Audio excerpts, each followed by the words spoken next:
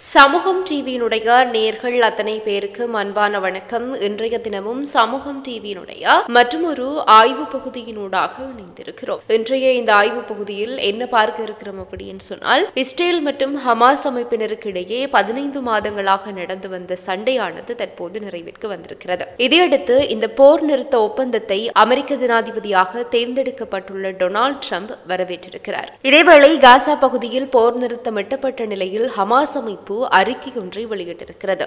ஹமாஸினுடைய தலைவர் ஹலீல் அல் ஹையா இஸ்ரேலானது படுதோல்வி அடைந்திருப்பதாக கடுமையாக சாடியிருக்கிறார். அதே நேரம் ஈரானினுடைய இஸ்லாமிய புரட்சிகர காவல் படையும் அறிக்கை ஒன்றை வெளியிட்டிருக்கிறது. இறுதியாக போர் நிறுத்தம் ஏற்பட்டிருந்தாலும் மத்திய காசா பகுதியில் இஸ்ரேலானது தாக்குதல்களை தீவிரப்படுத்தியிருக்கிறது. இது பற்றித்தான் இன்றைய இந்த ஆய்வு பகுதியில் பார்க்க இருக்கிறோம். நீங்கள் அறிந்திராத பல்வேறு விடயங்களை இன்றைய ஆய்வு பகுதியில் இணைத்திருக்கிறோம். எனவே தவறாமல் முழு காணொலியையும் பாருங்க. அது மட்டுமல்லாமல் நீங்கள் எங்களுடைய சமூகம் டிவிக்கு புதியவர் அப்படின்னு சொன்னால் மறக்காம சமூகம் டிவியை சப்ஸ்கிரைப் பண்ணிக்கொள்ளுங்க. கூடவே பக்கத்தில் இருக்கிற அந்த பெல் பட்டனையும் கிளிக் பண்ணி வச்சுக்கொள்ளுங்க. வாங்க நாங்க இன்றைய இந்த ஆய்வு பகுதிக்குள் போகலாம்.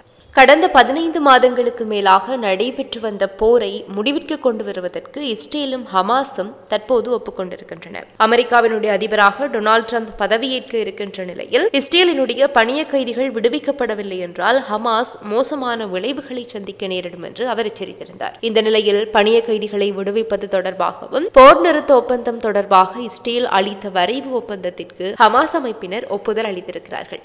இதன் காரணமாக 15 மாதங்களுக்கு மேலாக நடைபெற்று வந்த இஸ்ரேல் ஹமாஸ் இடையிலான போரானது தற்பொழுது முடிவிற்கு வந்திருக்கிறது. போர் நிறுத்தத்திற்காக எகிப்து, கத்தார் உள்ளிட்ட நாடுகள் முயற்சி செய்து வந்த நிலையில் தற்போது இந்த போர் நிறுத்தம் அறிவிக்கப்பட்டிருக்கிறது. பெயர் தெரியாத நிலையில் பேசிய பாலஸ்தீன அதிகாரி ஒருவர் கூறுகையில், ஹமாஸ் போர் நிறுத்த ஒப்பந்தம் மற்றும் பணிய கைதிகளை திரும்பப் பெறுகின்ற விதிமுறைகளுக்கு கத்தாரில் நடந்த பேச்சுவார்த்தையின்படி முறையாக எழுத்துப்பூர்வமாக ஒப்புதல் அளிப்பதற்கு முன்பு வாய்மொழி மூலமாக ஒப்புதல் அளித்திருப்பதாக கூறியிருந்தார். போர் நிறுத்தம் மற்றும் பணிய கைதிகள் திரும்ப ஒப்படைப்பது தொடர்பாக இஸ்ரேல் கொடுத்த நிபந்தனைகள் தொடர்பாக கத்தாரில் பேச்சுவார்த்தைகள் நடைபெற்றதாகவும் அதற்கு எழுத்துப்பூர்வமாக ஒப்புதல் அளிப்பதற்கு முன்னதாக போர் நிறுத்தம் தொடர்பாக வாய்மொழி ஒப்புதல் அளிக்கப்பட்டதாகவும் பாலஸ்தீன அதிகாரி ஒருவர் தெரிவித்ததாக சர்வதேச ஊடகங்கள் முன்னர் தெரிவித்திருந்தன. அதையடுத்து காசா பகுதியில் போர் நிறுத்த ஒப்பந்தம் எட்டப்பட்டதாக கத்தார் வெளியுறவு அமைச்சர் அதிகாரப்பூர்வமாக அறிவித்திருக்கிறார். காசாவில் போர் நிறுத்தம் ஜனவரி 19ஆம் தேதி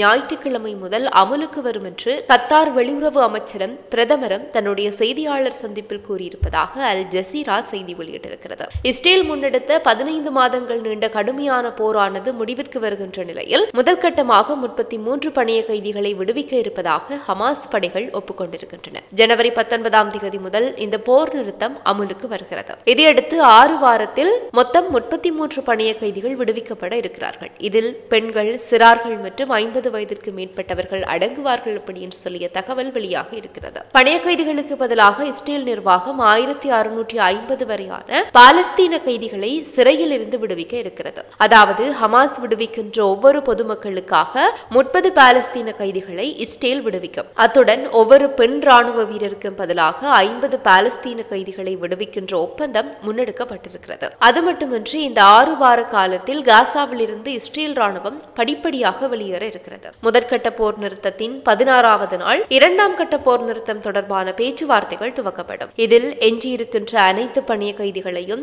இஸ்ரேல் ஆண் ராணுவ வீரர்களையும் விடுவிப்பதற்கான நடவடிக்கைகள் முன்னெடுக்கப்படும். அத்துடன் காசாவிலிருந்து மொத்தமாக இஸ்ரேலிய ராணுவம் வெளியேறும். 3வது கட்டத்தில் மரணமடைந்த பணிய கைதிகளினுடைய சடலங்கள் ஒப்படைப்பு, காசா பகுதியினுடைய மறுசீரமைப்பு உள்ளிட்டவை துவங்கப்படும். இந்த நடவடிக்கைகளை எகிப்து, கத்தார் மற்றும் ஐக்கிய நாடுகள் மன்றம் ஆகியவை கண்காணிக்கும். காசா பகுதியை பாலஸ்தீன மக்கள் ஆள வேண்டும் என்று சர்வதேச சமூகம் வலியுறுத்தி இருக்கிறது. ஆனால் இதை எவ்வாறு முன்னெடுப்பது என்பது குறித்த ஒருமித்த கருத்து இதுவரை எட்டப்படவில்லை. இந்த நிலையில் தான் ஒப்பந்தத்தை நடைமுறைப்படுத்துவது குறித்து இஸ்ரேல் மற்றும் ஹமாஸுடன் தொடர்ந்து பேச்சுவார்த்தை நடத்தி வருவதாகவும் கத்தார் வெளியுறவு அமைச்சரும் பிரதமருமான ஷேக் முகமது பின் அப்துல் ரஹ்மான் பின் யாசிம் அல்தானி தெரிவித்திருக்கிறார். மேலும் காசா ஒப்பந்தம் விரிவான ராஜதந்திர முயற்சிகளுக்கு பிறகு வந்திருக்கிறது. ஆனால் போர் நிறுத்தம் என்பது ஒரு தொடக்கம். இப்போது மத்தியஸ்தர்கள் மற்றும் சர்வதேச சமூகம் நீடித்த அமைதியை அடைவதற்காக உழைக்க வேண்டும். கத்தார் அரசு எப்பொழுதும் எங்களினுடைய பாலஸ்தீன சகோதரர்களுக்கு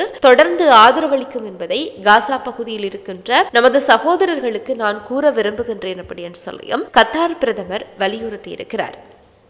இதற்கிடையில் இஸ்ரேல் மற்றும் ஹமாஸ் இடையேயான பணிய கைதிகளை விடுதலை செய்கின்ற போர் நிறுத்த ஒப்பந்தத்தை அமெரிக்க ஜனாதிபதியாக தெரிவாகி இருக்கின்ற டொனால்ட் ட்ரம்ப் வரவேற்றிருக்கிறார். அமெரிக்க ஜனாதிபதியாக அவர் மீண்டும் தெரிவாகி இருக்கின்ற நிலையில் ஜனவரி 20 பொறுப்புக்கு வருகிறார். இந்த நிலையில் தம்முடைய சமூக ஊடகத்தில் பதிவிட்டிருக்கின்ற டொனால்ட் ட்ரம்ப் மத்திய கிழக்கில் பணிய கைதிகள் தொடர்பிலான ஒப்பந்தம் முன்னெடுக்கப்பட்டிருக்கிறது, அவர்கள் விரைவில் விடுவிக்கப்படுவார்கள், நன்றி அப்படின்னு சொல்லி குறிப்பிட்டிருக்கிறார். ஆனால் ஜனாதிபதி ஜோ பைடனோ அல்லது வெள்ளை மாளிகையில் இருந்தோ உத்தியோகபூர்வமான அறிவிப்புகள் வெளியாகுவதற்கு முன்னரே ட்ரம்ப் தன்னுடைய சமூக ஊடக பக்கத்தில் போர் நிறுத்த ஒப்பந்தம் தொடர்பில் பதிவிட்டார். இன்னும் ஒரு பதிவில் போர் நிறுத்த ஒப்பந்தம் தொடர்பில் தாம் சாதித்து விட்டதாக குறிப்பிட்டிருக்கிறார்.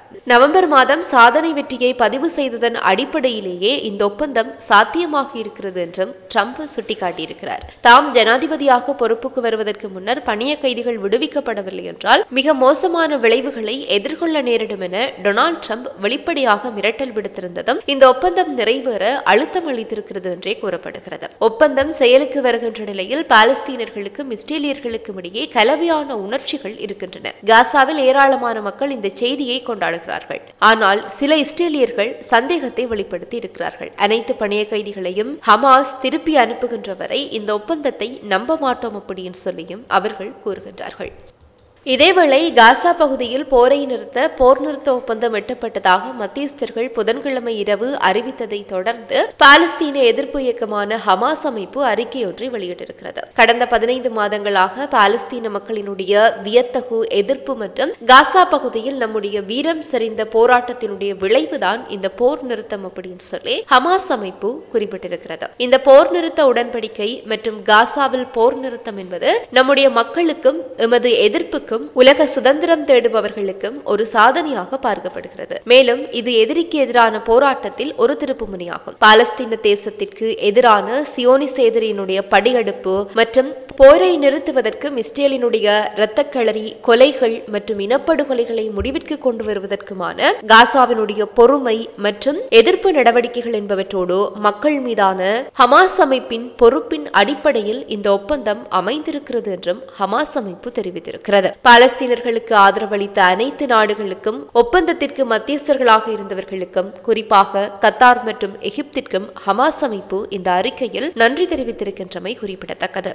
இதேபோல மூத்த ஹமாஸ் தலைவர் ஹலீல் அல் ஹையா காசாவில் இஸ்ரேலானது தன்னுடைய இலக்குகளை அடைய தவறிவிட்டதாக கூறியிருக்கிறார். இந்த போர் நிறுத்த பணைய கைதிகள் ஒப்பந்தத்தை ஒரு வரலாற்று தருணம் அப்படின்னு சொல்லி அறிவித்திருப்பதோடு அது யூத அரசினுடைய தோல்வி அப்படின்னு சொல்லியும் விவரித்திருக்கிறார். எங்கள் மக்கள் இஸ்ரேலினுடைய அறிவிக்கப்பட்ட மற்றும் மறைக்கப்பட்ட இலக்குகளை முறியடித்திருக்கிறார்கள். இஸ்ரேலானது ஒருபோதும் எங்கள் மக்களையும் அவர்களினுடைய எதிர்ப்பையும் தோற்கடிக்காது என்பதை நாங்கள் இன்று நிரூபித்திருக்கிறோம் என்று அல் ஹையா சுட்டிக்காட்டியிருக்கிறார். பணைய கைதிகள் பேச்சுவார்த்தையில் ஹமாஸினுடைய தலைமை பேச்சுவார்த்தையாளராக பணியாற்றிய இவர் லெபனானின் ஹிஸ்புல்லா மற்றும் ஏமனில் உள்ள ஹவுத்தி கிளர்ச்சியாளர்கள் போன்ற ஈரான் ஆதரவு அமைப்புகளையும் இஸ்ரேல் மீது ஒற்றுமை தாக்குதல்களை நடத்தியதற்காக பாராட்டியிருக்கிறார். ஹமாஸ் இஸ்ரேலினுடைய அழிவை தொடரும் என்று சுட்டிக்காட்டியிருக்கின்ற அவர் எங்கள் எதிரி நம்மிடமிருந்து ஒருபோதும் பலவீனத்தை காண மாட்டார் என்றும் வலியுறுத்தியிருக்கிறார். பாதிக்கப்பட்ட அனைவருக்கும் ஒவ்வொரு சொட்டு இரத்தத்திற்கும் வலி மற்றும் ஒடுக்குமுறையினுடைய ஒவ்வொரு கண்ணீருக்கும் நாங்கள் நிச்சயமாக பதில் சொல்வோம். நாங்கள் அவற்றை மறக்க மாட்டோம், மன்னிக்கவும் மாட்டோம் என்றும் அல் ஹையா கடுமையாக பேசியிருக்கிறார். இதேவேளை ஹமாஸுக்கு பிறகு காசாவினுடைய இரண்டாவது பெரிய அமைப்பாக இருக்கின்ற பாலஸ்தீன இஸ்லாமிய ஜிஹாத் இந்த போர் நிறுத்த ஒப்பந்தத்தை கௌரவமானது என்று பாராட்டி இருக்கிறது. இன்று எங்கள் மக்களும் அவர்களினுடைய எதிர்ப்பும் ஆக்கிரமிப்பு இஸ்ரேலை நிறுத்துவதற்கு ஒரு கௌரவமான ஒப்பந்தத்தை எட்டியிருக்கின்றன என்று இஸ்லாமிய ஜிஹாத் ஒரு அறிக்கையில் தெரிவித்திருக்கின்றமையும் குறிப்பிடத்தக்கது. மறுபுறம் காசா பகுதியில் இஸ்ரேல் நடத்திய கொடூர போரை முடிவுக்கு கொண்டுவர மேற்கொள்ளப்பட்ட போர் நிறுத்த ஒப்பந்தம் குறித்து ஈரானினுடைய இஸ்லாமிய புரட்சிகர காவலர் படை அறிக்கையொன்றை வெளியிட்டிருக்கிறது. வியாழக்கிழமை காலை ஒரு அறிக்கையை வெளியிட்டிருக்கின்ற இஸ்லாமிய புரட்சிகர காவலர் படை பேய் சியோனிச ஆட்சியினுடைய காட்டுமிராண்டித்தனமான இடைக்கால குற்றங்கள் மற்றும் இனப்படுகொலைகள் இருந்த போதிலும் ஒடுக்கப்பட்ட பாலஸ்தீன மக்களுக்கு ஆதரவாக உறுதியாக நின்றதாக பாலஸ்தீன எதிர்ப்பு குழுக்களை பாராட்டியிருக்கிறது. இன்று யுத்தம் முடிவடைந்து சியோனிச ஆட்சியின் மீது போர் நிறுத்தம் அமுல்படுத்தப்பட்டமை பாலஸ்தீனத்திற்கு ஒரு தெளிவான வெற்றியை குறிக்கிறது. அதே நேரம் கொடூரமான இஸ்ரேலிய ஆட்சிக்கு இது பெரிய தோல்வியை குறிக்கிறது என்றும், இந்த வெற்றி காசாவினுடைய சக்தி வாய்ந்த மக்கள் தங்களினுடைய வீடுகளுக்கு திரும்பும் போது அவர்களுக்கு மகிழ்ச்சியையும் புதுப்பிக்கப்பட்ட பலத்தையும் தருகிறது என்று அந்த அறிக்கையில் கூறப்பட்டிருக்கிறது. அதே நேரத்தில் சட்டவிரோத சியோனிச அரசாங்கத்தினுடைய இரத்தவரி கொண்ட தலைவர் சியோனிச சமூகத்தில் விமர்சனங்கள், எதிர்ப்புகள் மற்றும் உள்பிளவுகளையும் எதிர்கொள்கிறார் என்றும் அறிக்கை சுட்டிக்காட்டியிருக்கிறது. இன்று சியோனிச ஆட்சி காசா மக்களினுடைய நெகிழ்ச்சி மற்றும் சலிக்காத தன்மைக்கு முன் மண்டியிட்டிருக்கிறது. சியோனிஸ்டுகள் இப்போது ராணுவ மற்றும் சமூக பிரிவு, பொருளாதார திவால் மற்றும் அரசியல் தனிமைப்படுத்தலை எதிர்கொள்கின்றார்கள். சந்தேகத்திற்கிடமின்றி இது ஹமாஸ் அமைப்பினருக்கும் பாலஸ்தீனத்திற்கும் ஒரு குறிப்பிடத்தக்க வெற்றி. அதே நேரம் சீர்படுத்த முடியாத தோல்வியை இஸ்ரேல் மீது ஏற்படுத்தியிருக்கிறது. பல மாதங்களாக நடந்த அட்டூழியங்கள் சியோனிச ஆட்சிக்கு எந்த பலனையும் அளிக்கவில்லை என்பதை இது உறுதிப்படுத்தி இருக்கிறது என்றும் ஈரானினுடைய இஸ்லாமிய புரட்சிகர காவலர் படை தெரிவித்திருக்கிறது. இறுதியாக போர் நிறுத்தம் மற்றும் பணிய கைதிகளை விடுவிக்கின்ற ஒப்பந்தம் அறிவிக்கப்பட்ட சில மணி நேரங்களுக்கு பிறகு காசா மீது இஸ்ரேலானது தாக்குதல்களை தீவிரப்படுத்தியிருக்கிறது. பாலஸ்தீன குடியிருப்பாளர்களும் அதிகாரிகளும் இந்த விடயத்தை தெரிவித்திருக்கிறார்கள். குறிப்பாக காசா நகரில் இஸ்ரேல் நடத்திய கடும் குண்டுவெடிப்பில் புதன்கிழமை பிற்பகுதியில் 32 பேர் கொல்லப்பட்டிருப்பதாக மருத்துவர்கள் தெரிவித்திருக்கிறார்கள். தாக்குதல்கள் வியாழன் அதிகாலை வரை தொடர்ந்திருப்பதோடு தெற்கு காசாவில் இருக்கின்ற ரஃபா, மத்திய காசாவில் நுசிராட் மற்றும் வடக்கு காசாவில் இருக்கின்ற வீடுகளையும் அழித்திருப்பதாக குடியிருப்பாளர்கள் தெரிவித்திருப்பதாக ராய்டர்ஸ் செய்தி நிறுவனம் தெரிவித்திருக்கிறது. இத்துடன் சமூகம் டிவியினுடைய இன்றைய இந்த ஆய்வு பகுதி நிறைவு பெறுகிறது. தொடர்ந்தும் சமூகம் டிவியோடு இணைந்திருங்கள். இது போல மேலும் பல வீடியோக்களை பெற சமூகம் டிவி நியூஸ் சேனலை சப்ஸ்கிரைப் பண்ணிக்கோங்க. கூடவே பக்கத்தில் இருக்க பெல் ஐகானையும் கிளிக் பண்ணிக்கோங்க. அப்படியே உங்களுடைய நண்பர்களுக்கும் ஷேர் பண்ணுங்க.